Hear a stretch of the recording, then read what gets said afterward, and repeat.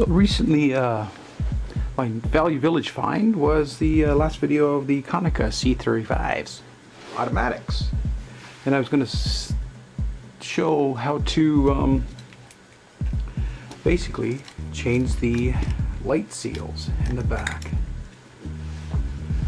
Because these ones here are pretty grungy, super sticky. I started cleaning a little bit right here just to make sure that I had everything I needed. So basically what you need is a heck of a lot of Q-tips, and preferably rubbing alcohol that's 99%, because that will take everything off extremely fast. So let's get started. It's really simple. You basically just do this. Dip the Q-tip in the rubbing alcohol and just rub around. Depending on your camera and type of seal that is in your camera, you may have to scrape it with like a knife or something, but as you can see, it is taking it off relatively easy. Let's spill it all.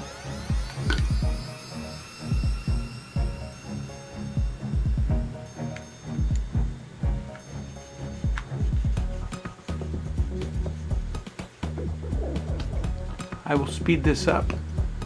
Keep watching.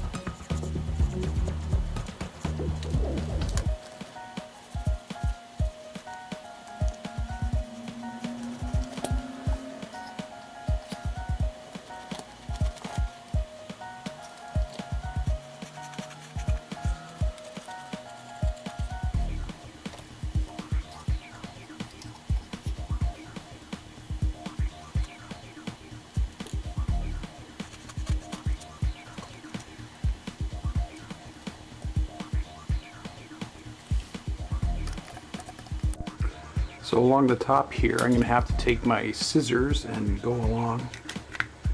I put a little rubbing alcohol inside it. Basically, just scrape away at it until it gets out of there. Add a little more alcohol to release that glue.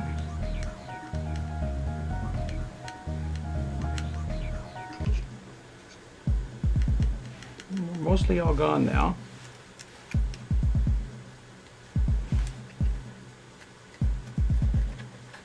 And it is almost ready for, I'm going to be using sticky back foam. You can actually get sticky back felt or sticky back foam, but I like the sticky back foam just because when you close the door, it's better seal. My opinion anyways, but you know, the foam, I should say the felt is good as well.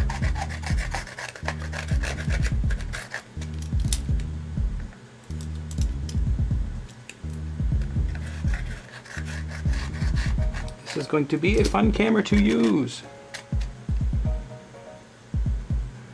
Looks great, love that camera. Okay, so now it's, I think there's still some foam in places.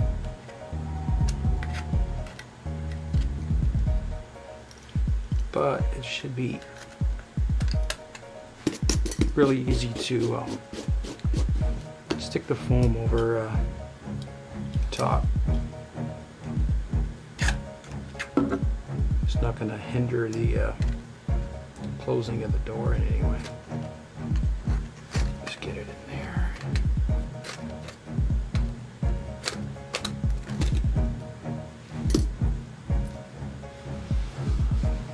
All right, now show you what I'm going to use. This is basically sticky back foam in a sheet that you can get. It's relatively thin. Don't know if you can see how thin it is. Black foam because you want it blacked out. And you basically take your scissors and you cut it. So as you can see, it's all nice and clean now. A little bit of glue left along, but that's fine.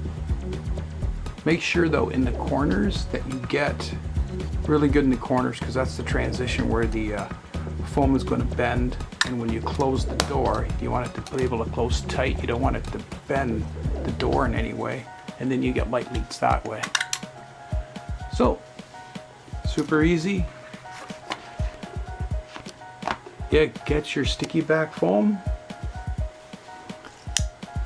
sharp knife, straight edge. I have got a piece of angle iron. I couldn't find a ruler, but this will do really well. And what I do from here is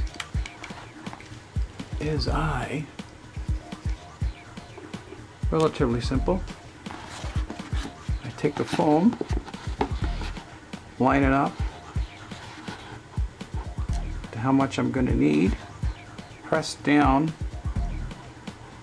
on the actual door part,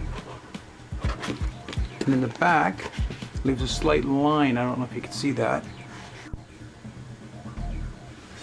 So all you do is take your straight edge and line up the lines, and you cut along. If all goes right, it'll go all the way through. You don't want to tear it because you don't want to have to realign it. There you go. Now we'll see if I did good.